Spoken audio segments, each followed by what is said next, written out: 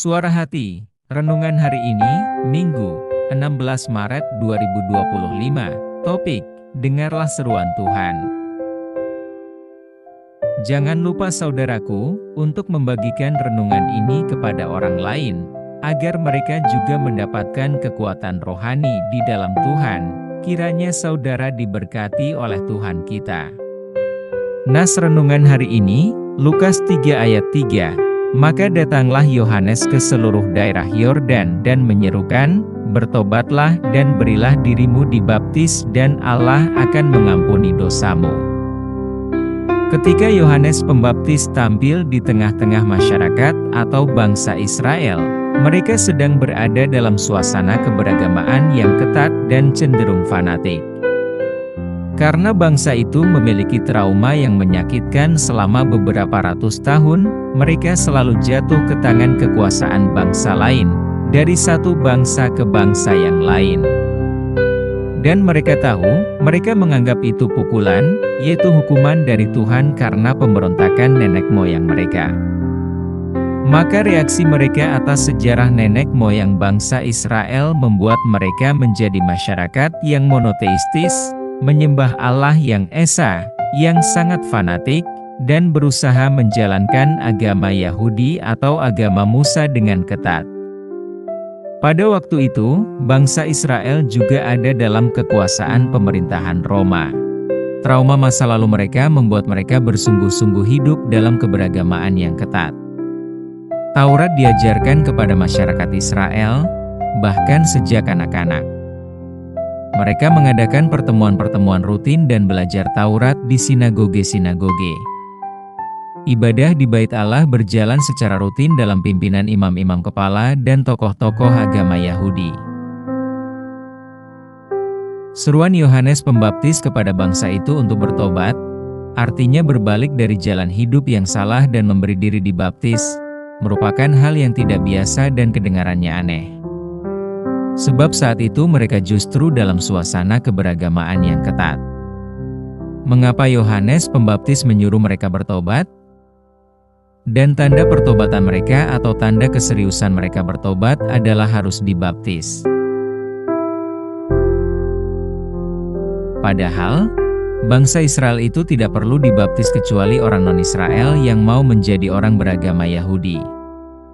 Walaupun seruan Yohanes Pembaptis ini asing bagi masyarakat Israel, tetapi masyarakat Israel tidak berani membantah. Sebab masyarakat Israel memiliki latar belakang yang mengejutkan, yang menunjukkan perbuatan Allah yang nyata atas ayah Yohanes Pembaptis, yaitu Imam Zaharia yang bertemu dengan Allah di Bait Allah dan menjadi bisu.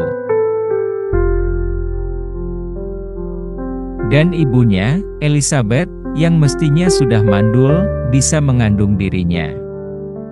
Inilah yang membuat bangsa Israel atau masyarakat Israel waktu itu tidak membantah seruan untuk bertobat dan memberi diri dibaptis. Akibat seruan Yohanes Pembaptis, terjadi gelombang besar orang-orang yang datang untuk dibaptis, bahkan ada serdadu-serdadu Roma dan tokoh-tokoh agama, seperti orang Farisi dan Saduki, juga ikut memberi diri untuk dibaptis. Apa yang dapat kita petik dari hal ini? Untuk itu terlebih dahulu kita membaca Yohanes 1 ayat 17. Sebab hukum Taurat diberikan oleh Musa, tetapi kasih karunia dan kebenaran datang oleh Yesus Kristus. Namun harus diingat, bahwa dalam menerima Taurat, bangsa Israel harus dikuduskan. Mereka harus keluar dari Mesir untuk pergi ke Gunung Sinai.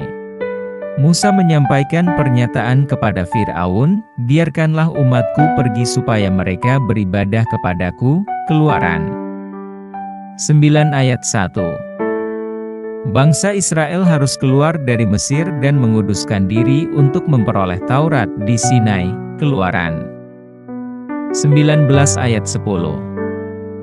Dan fakta ini bukan sesuatu yang boleh dianggap remeh, yang mungkin selama ini lolos dari pengamatan kita.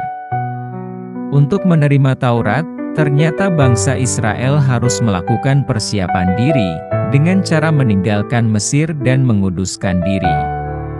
Demikian pula dengan kita, Sebagai umat pilihan, maka untuk menerima Injil Kerajaan Allah yang di dalamnya terdapat anugerah keselamatan, dibutuhkan atau dituntut persiapan.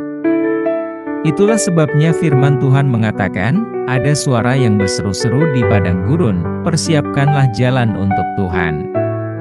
Maksud Tuhan di sini adalah Yesus yang datang membawa Injil.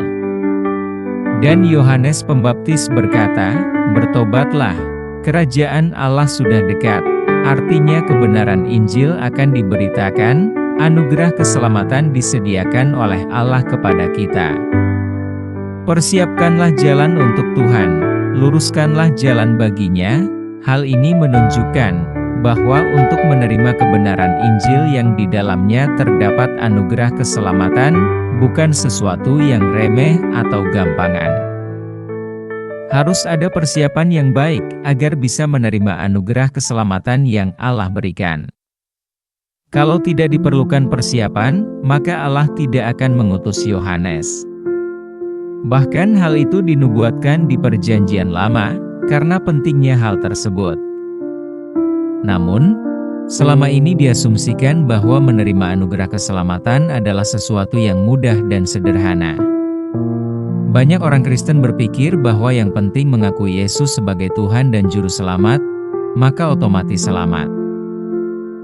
Apalagi yang Kristen sejak kecil, terlahir dalam keluarga Kristen, seakan-akan sudah terseret begitu, menjadi orang yang sudah selamat dan layak masuk surga. Padahal yang penting bukan hanya itu, tetapi harus benar-benar bertobat, yaitu meninggalkan jalan hidupnya yang salah, dan menghasilkan buah pertobatan sesuai standar Allah. Ingat ini, buah-buah pertobatan sesuai standar Tuhan. Nanti kita lihat bagaimana orang Farisi, Saduki minta dibaptis, namun tidak diterima. Yohanes Pembaptis berkata, hasilkanlah buah pertobatan. Kamu itu terlalu legalitas, formalitas, agamawi, tapi kamu tidak memiliki buah pertobatan. Di ayat lain dalam Alkitab, jelas Yesus berkata, kamu seperti kuburan, luarnya berkapur putih, dalamnya penuh tulang belulang. Amin. Topik doa kita hari ini, kepada mereka yang sedang bergumul hendak meninggalkan kebiasaan buruk. Selamat hari Minggu, Tuhan Yesus memberkati kita.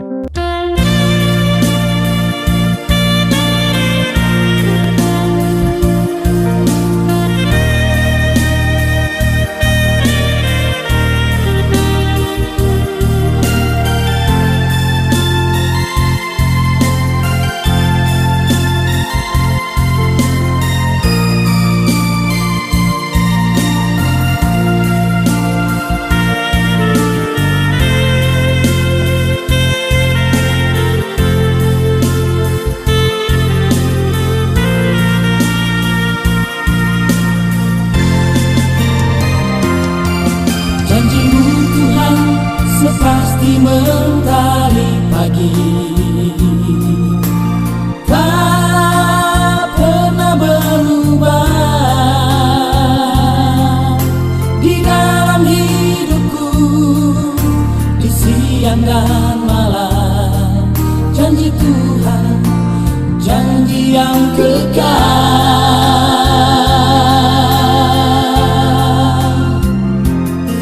Diberkatilah orang yang takut padanya, takkan kekurangan. Bagaikan pohon yang tumbuh di batang air, datang musim kering, tak layu daunnya.